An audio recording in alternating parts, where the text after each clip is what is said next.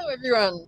Welcome back to those of you that just watched Kingdom Debrief with us. It's been a big morning, big morning here on Aussie K-pop Mum TV.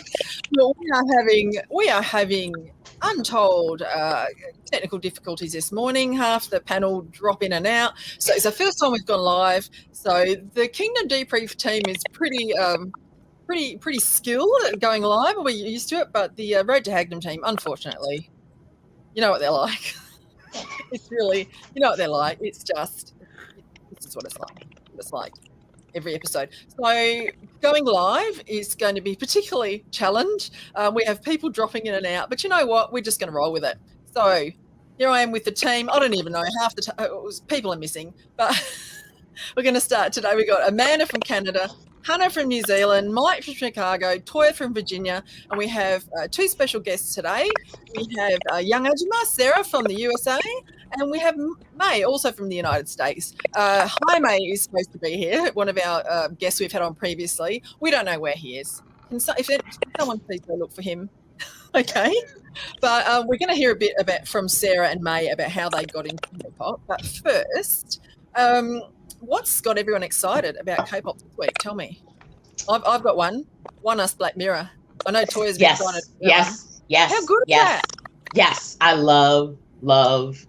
Did I say I love that song? Did I? You did. I did. Play it all the time, constantly. I'm sure my neighbors are so sick of hearing it, but I'm going to keep playing it until the wheels fall off, which will be never. What else happened this week? Oh God, Taemin.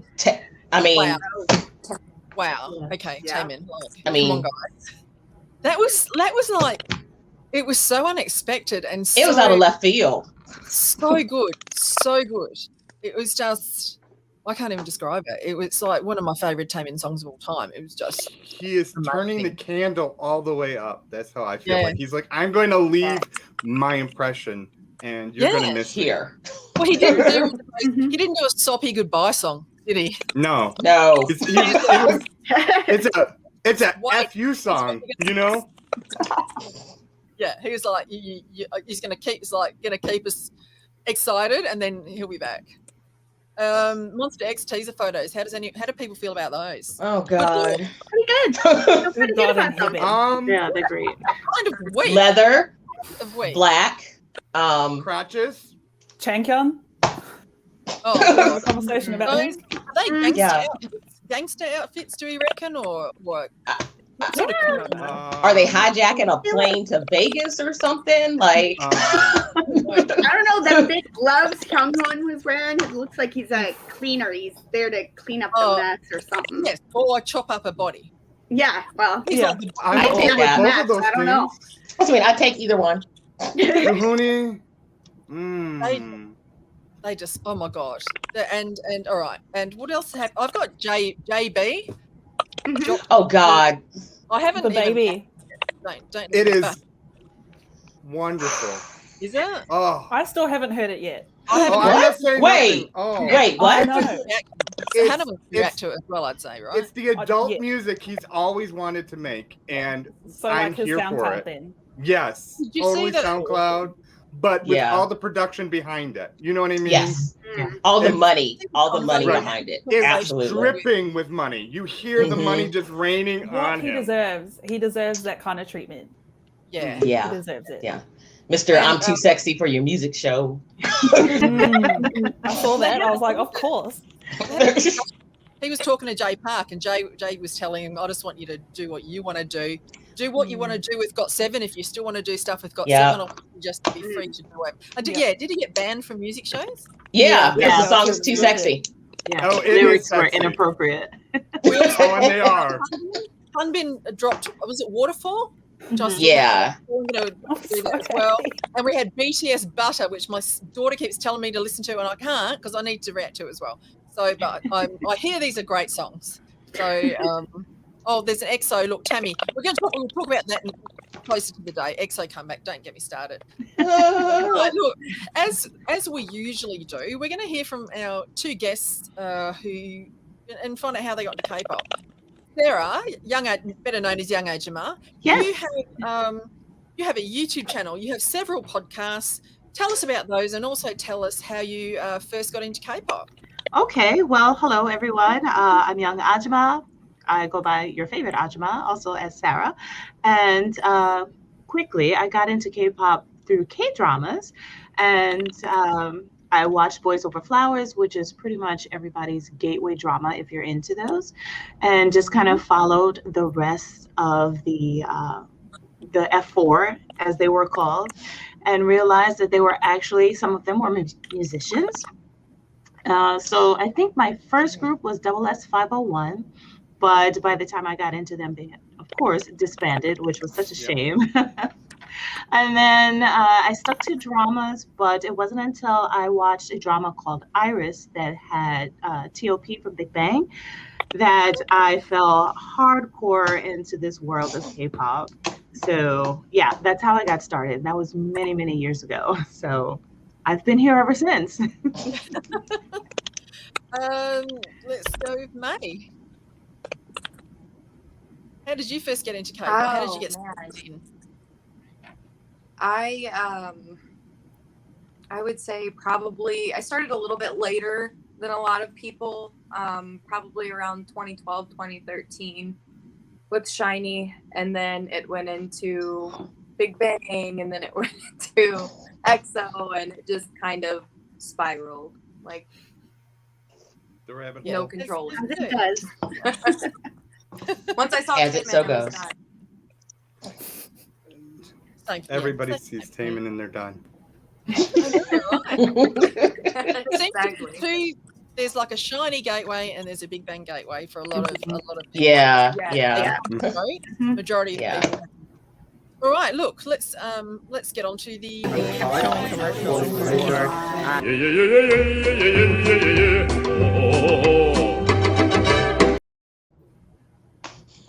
Guys, I'm sitting here and my daughter's cooking toast. You can smell her toast. Guys, I'm not okay. I'm actually really, really hungry, and all I can smell is toast. Oh, somebody got people saying it's a gateway. Oh, okay. My mic's coming up again. Is my yeah, okay. You're crackling. I just didn't want to say anything. Yeah, no, that's fine. I'll have to sort it out. I don't know. I did. Look, I'm just going to let you guys go around and talk while I sort out and probably change to my other mic. Look, just a group discussion first. And I got these questions from Toya because I know nothing about K-R&B. As to what do you think the difference is between R&B and K-pop and K-R&B? Oh, That's a good question. And Toya can explain that question. So for me, K-pop is such a general genre. And the thing about pop music is that it's short for popular music. So K-pop can literally be any umbrella genre of music, be it R&B, hip hop, pop, EDM, dance, disco. You want to throw in a little bit of country, tropical house, calypso, everything. So R&B is a part of K-pop under here, like in the box. And there are some groups, companies, whatever, that do it better than others. But one R&B song or even an R&B album does not make you an R&B group. And then there's K-R&B, and that's what they do. Like you're not going to see Crush coming up and starting to sing like a Wonho song, or I would pay to see that though. That would actually, like, if he did Open Mind, I'd be for that. I really would be. With the chest out? Oh my God. You know, once he comes out the military, write that down. Write that down. I like that. So, you know, even EXO that I love, they do R&B well, but then you have the whole rest of their album. But an R&B, K-R&B artist is going to stick to their K-R&B lane, and whether even if it's like a Crush or a Zico and they come out of that lane every once in a while, they're still going to stick back to their pocket because that's where they are. So that's the difference for me. I agree with that 100%. I'd like to add to that. I also think that the lyrics have a lot to do with it as well. A lot of K-pop groups, they don't do their writing. There are some, you know, but a lot of times they hire, well, not them, but their companies hire songwriters from the West or, wherever to write the music for them. K-R&B, you don't see that much. They're writing their own music. So I also think that is a good distinction as well. Yeah. Well, and I think with the lyrics too, like just like what we were talking about with JB, like the lyrics are gonna have a little more to them. They're gonna be a little more stuff that they can do that they, and you know that history when they're an idol group. That kind of history of being a little bit more risque is actually starts way at the beginning. Like Drunken Tiger wrote really racy, dirty that we would not be hearing on national television whatsoever. So there is a definite difference between what's acceptable for K-pop artists doing R&B and a R&B artist doing R&B. So I totally agree with that. Yeah, for sure. You get to be grown. Yeah. And nobody goes, what did he just say? Well, that's not appropriate. He's an R&B artist. 25-year-old man just say, right? Like 25-year-old man, like. Come on. Feel up on your, like the Crush song, take you home from class, feel up on your ass. I mean,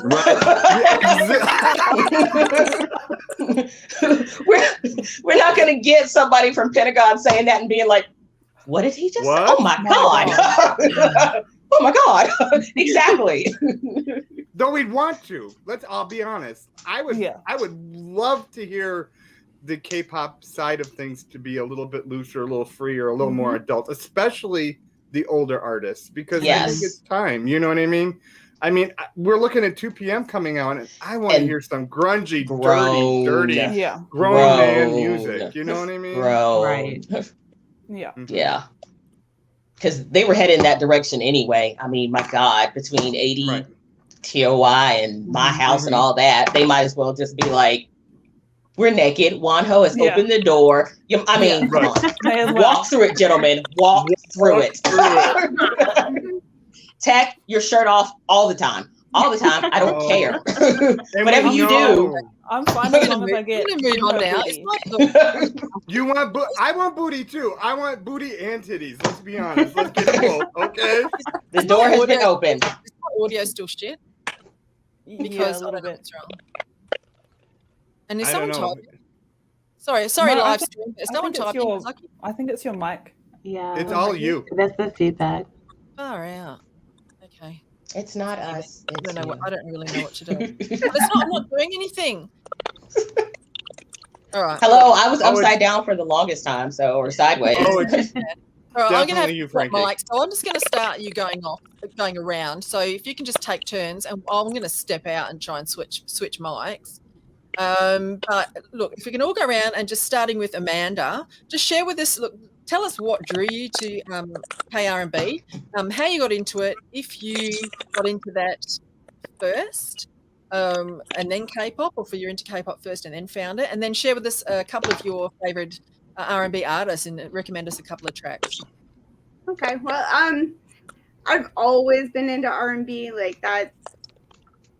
Back in the day before Korean music, I was already there. So it was kind of nice to find that. I got into K-pop before I got into Korean R&B and hip-hop and whatnot, mostly because I got into it through K-dramas, and it tends to run a little more to the pop side there with the OSTs.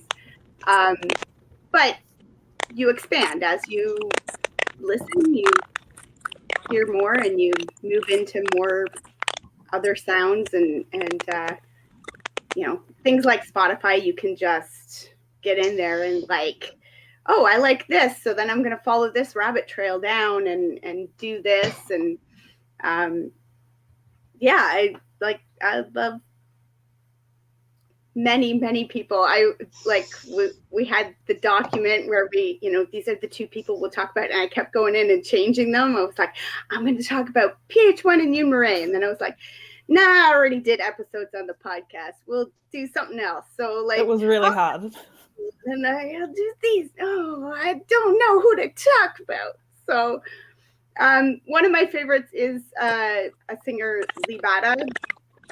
She's gorgeous, gorgeous voice, beautiful sounds. Just, I love everything. I first heard her because she collaborated with PH1 on a song called Love. That's fantastic. And I was like, ooh, I like this voice. I need to go find more. And then went through all of her Ocean albums, the Pink and Blue and Black. And then at that point, the Ocean album was out. So I bought that and downloaded it all in a millisecond because it's so good. And yeah, I love listening to her. She had a new song, Love Drug, this year that's really good. And she does a lot of OSTs for different K-dramas. So even if you're not familiar with Korean R&B, you may have heard her if you're a K-drama fan, because she's out there, she's around, and she does collaborate with a fair number of people. She's had collaborations with a lot of different artists. So yeah, she's just got a great voice, and she writes all of her own stuff. Like Sarah was saying, like there's just it's all personal. It's very personal music that she's putting out there. The other, I could not narrow down to like one other person to talk about.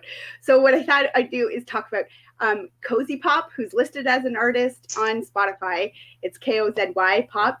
And they're not really an artist, though. They're more like a radio station. They've got an online website where they have live streaming of cozy Korean music. So it runs more to R&B and jazz sounds, but it's Smoother just music. really chill vibes and very, very smooth music. And I have found so many new singers and new voices through that. A lot of the they have sort of like compilation albums on Spotify. So then they're listed as the main artist, but if you go into the track, it's got, featuring the actual artists. And then I follow those bunny trails, and then I follow, so I've discovered so many great voices through that. So many, like Ocean from the Blue, who I love, and I just, just so many good voices, so many great. There's a lot of the albums, a lot of the songs are collaborations between 2 or 3 different artists. A lot of them, that's the only song they've got on Spotify, or you follow their name through and they've got, maybe that song is listed on Spotify as their own release, but like now it's also on this compilation album that's going to draw more attention to it. And that's a big part of the Cozy Pop like idea, is they want to draw attention to the indie artists. And so when I try to think like, who should I talk about? It's like this person who has 2 songs, like, I don't know. And they're all indie artists. So it's harder to find English information about them. Right. So I just thought, well, I will just give a little plug for Cozy Pop, which has turned me on to so many great R&B and hip hop artists and jazzy sounds. And, you should definitely go check that out if you're interested in getting more into the Korean R&B scene. Sweet. You're muted, Frankie. Hannah. Oh, Hannah's true. What the hell, Hannah? You're next in line. Sarah. Okay, I guess I'll go next then. What a piggy. Mike just decided to just not cooperate. Oh, Carry on. So like Amanda, it was really difficult to figure out who I wanted to talk about because there's so many great artists. And then of course there comes that thought, should I do underground or underrated R&B singers that don't have a lot of exposure? You picked one of my favorite artists, period. So I'm just really? waiting. Is it? Yes. Okay. Well, let's just start with Samuel So, because I've been listening to his music all day. Oh, yay! If you do not know who this man is, please, after the listen. Yes, wait till the Listen stream and is look. over, and then go to Spotify and just download everything. Everything. Like whatever he comes out with Gold. is gold, and not Gold. just by fans. Like even No. with the I don't know if it's the broadcast system or how they do their award shows, but he consistently wins like every year. Every time he puts out an album or an EP or whatever, he is in the running for best R&B. For example, the latest one that he did, and actually I think he came out with something, not a new album, but the last album I listened to like on repeat for months was Unity 2, which came out in 2020. And you want to talk about New Jack City Swing. soul music, like swinging, D'Angelo. Yes, exactly. Like Totally. just if you are an older like music lover, like from the 90s, the R&B style, definitely check out Samuel. So my absolute favorite of his is a song called Genari, which is a single. It's not on any album that I found. It's just a single with Yedin Beck, who is another amazing singer. She does a lot of like K-drama OSTs as well. And yeah, definitely check him out, Samuel. So now for the other artist I have, since we talked about it briefly, Yoonmire. When someone was talking about Drunken Tiger, we have to talk about Tiger His JK other half. and his other half.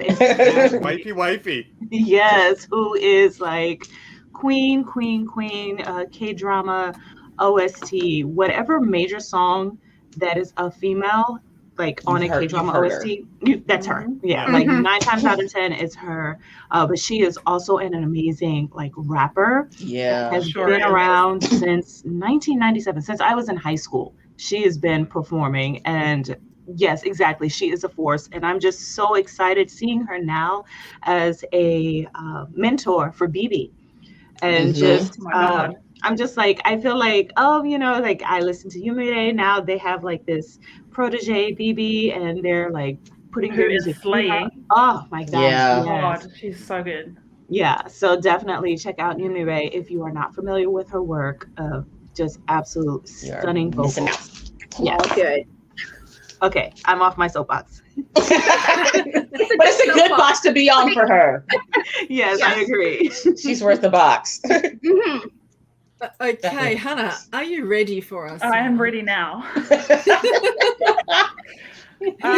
So, like everyone else, I do have, before the whole Korean music kind of took over my life, I have a very eclectic taste in music. Like I can clearly map out the different stages of my life where these few years I was listening to folk, these few years I was listening to EDM, these years I was listening to reggae. Like I was going through all the different kind of music genres, but I always had a love for R&B because I am Māori in New Zealand. Māori culture is almost entirely built around old school R&B, so I have a soft spot for like those 90s slow jams. Like if a song sounds like that, which is why I love me some EXO slow jams, because they sound very, very similar. Yeah.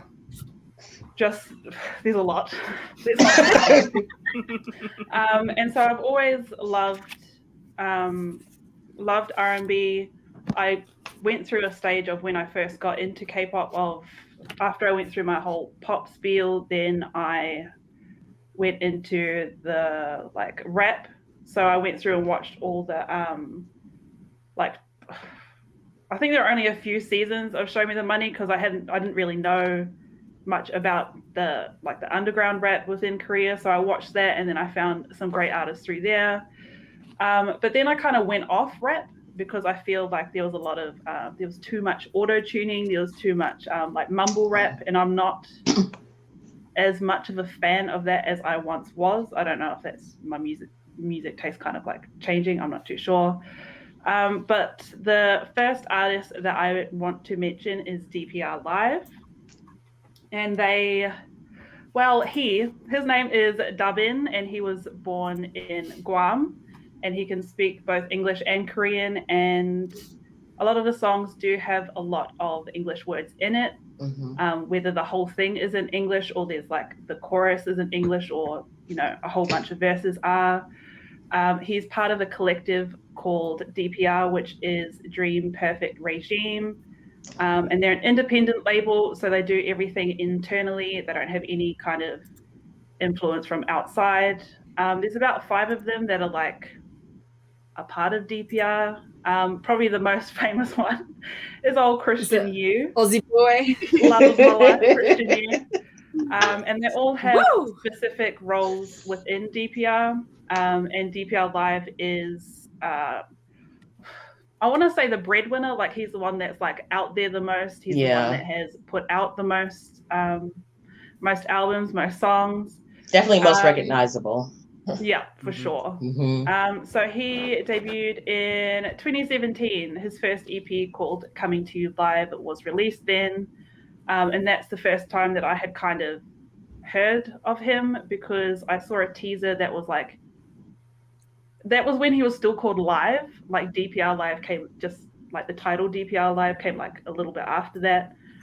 So it was just Live featuring Dean. And because, you know, Dean just makes me want to, you know, what are you doing? And then I listened to it and I was like, my world has changed. And I've been such a fan of DPR Live since then. He's had 2 EPs and 1 full studio album. His full studio album released in 2020. 2 songs I would recommend. One of them is, what is it called? Know Me. And that's the song that he did with Dean, and that's the first song that I knew of him. And then my absolute favorite DPR Live song is called Martini Blue, because it's got everything that I love about his voice. He's a talented vocalist, so he can sing as well. And he's just a little bit different than all the other R&B artists out. The second artist is my own personal favorite of all time. And that is Sam Kim. He is a Korean-American singer-songwriter. He was runner-up on K-Pop Star 3, which was in 2013. And he debuted in 2016. He's also under Antenna Music. I feel like they could do a lot more with him because he can obviously speak both Korean and English, so he can market to like they can aim him in specific markets and he'd do well. He has 1 EP and 1 full album. His EP I Am Sam came out in 2016 and Sun and Moon came out in 2018, which is his full album. He does, I think he's done a few K-drama songs. The first song that I ever heard of him is Who Are You, which is from Goblin. Goblin soundtrack is stunning. Every song is just really, really great. And he has also collabed with Loco, Crush, Neve, Zico, Soyoon. Like he's collabed with a whole bunch of people, and his voice is just that buttery. There's almost a thickness to his voice that is really not heard, especially out of Korean R&B. And he's an amazing guitarist as well. So please check out both of those artists. Yeah. Thank you, Hannah. Mike. My musical taste has been all over the place. I started it when I was younger. I was listening to the like 9 Inch Nails and Drowning Pools and going all different directions. But as far as going into the Korean market, I started with K-pop, of course, you know. But I heard Drunken Tiger, you know what I mean? I was listening to that sort of music. But I really didn't get into like the hip hop scene, or I'm not necessarily the R&B scene, but the hip hop scene, until I really fell in love with Big Bang. And I mean, you know, we were having the discussion about the difference between R&B and R&B. And I think Big Bang is one of those that kind of sits on the edge of it. You know what I mean? They are very produced, but they also like ride that line. But anywho, yeah, it's G-Dragon. Anywho, so that's where I kind of Dirty Cash. Yes, Dirty Cash. Okay. Okay.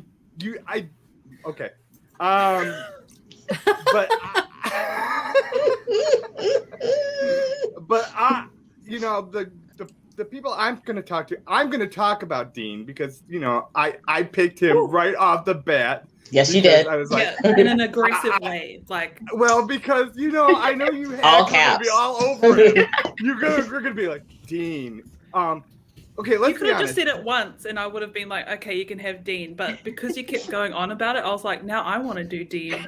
But see, Hannah, you sort of did because you snuck him in with DPR. So let's not even go there. I knew you did. But, okay. Dean debuted in 2016, but he was in R&B. He was in music production even before that. Yeah. He was a protege of the Jumbos.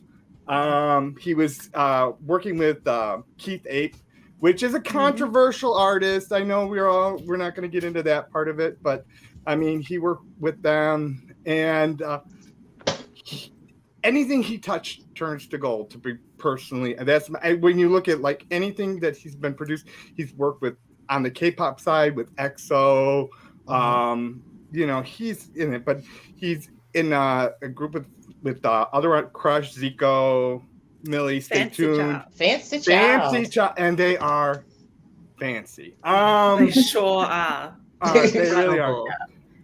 But his first album, I mean, one of my favorite songs he put out was Bonnie and Clyde, and I still have Bonnie and Clyde on daily repeat to this day. I still listen to it. It's amazing. And the production behind it, of course, was definitely higher than what you normally see with a regular R&B artist. I mean, that was K-pop quality production, if you ask me. Yeah. And then I think he didn't want to be in that stereotypical K-pop kind of box, and he just moved basically to England for a large part of his career and started grew his hair out, put a tattoo on his neck, and started putting out. Oh my God! So we get things like Instagram and Dayfly,